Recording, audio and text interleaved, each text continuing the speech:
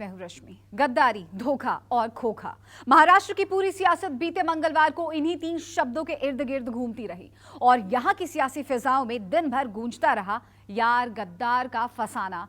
और भला ऐसा हो भी क्यों ना। ये दिन ही कुछ ऐसा था कि किसी को अपने पुराने दोस्त की दगाबाजी के वो पुराने किस्से याद आने लगे, तो किसी को याद आने लगा उस नाम का स्वाभिमान जिसे महाराष्ट्र की सियासत में सबसे ताकतवर शेर का तमगा हासिल है। तो देखिए कैसे मनाई गई पुरानी दोस्ती के टूटने की पहली बरसी और कैसे छेड़े गए साल भर पुरानी दुश्मनी के जख्म।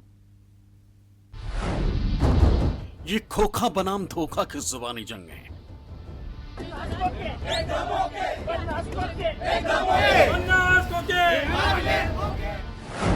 ये होशियार बनाम गद्दार पर तकरार है। आणि गेल्या 20 तारखेला गेल्या वर्षभरात ये असली शिवसेना बनाम नकली शिवसेना का संग्राम है।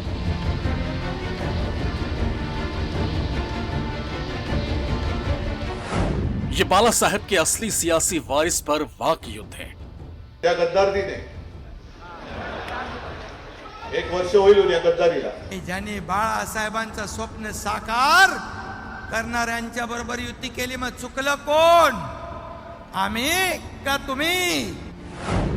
ये महाराष्ट्र का महायुद्ध है। महाराष्ट्र के उस महाविकास आघाड़ी की चलती फिरती सरकार को अचानक औंधे मुंह गिरे आज पूरे 1 साल गुजर चुके, मगर असली शिवसेना बनाम नकली शिवसेना का संग्राम यहां अभी भी जारी है।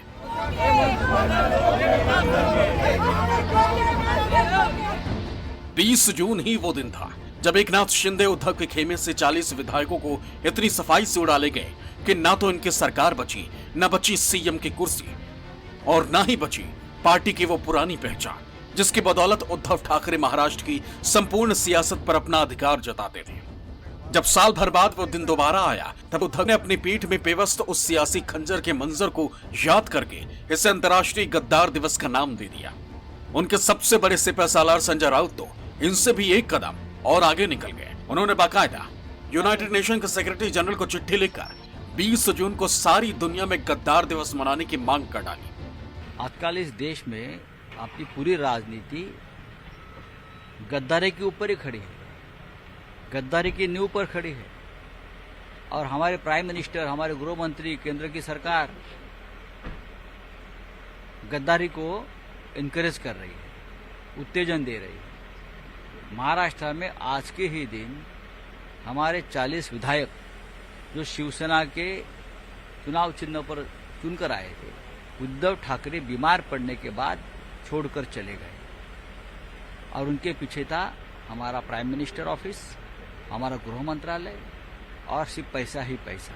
तो हमने कहा कि अधिकृत तौर से आज के दिन को वर्ल्ड ट्रेटर डे आप घोषित कर दीजिए। 2.5 साल जो व्यक्ति अपने कमरे में घर में ही बंद रहा हो, अपने कार्यकर्ताओं को भी ना मिल पाया हो, जो कोविड के डर से घर से नहीं निकला, उसको सत्ता से निकालने का काम उनके ही कार्यकर्ताओं ने किया है, जनता ने किया है।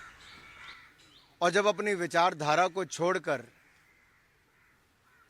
उस विचारधारा के साथ जुड़े जिसकी बाला साहब सदा विरोध करते रहे, तो ये दिन तो उनको देखना ही था।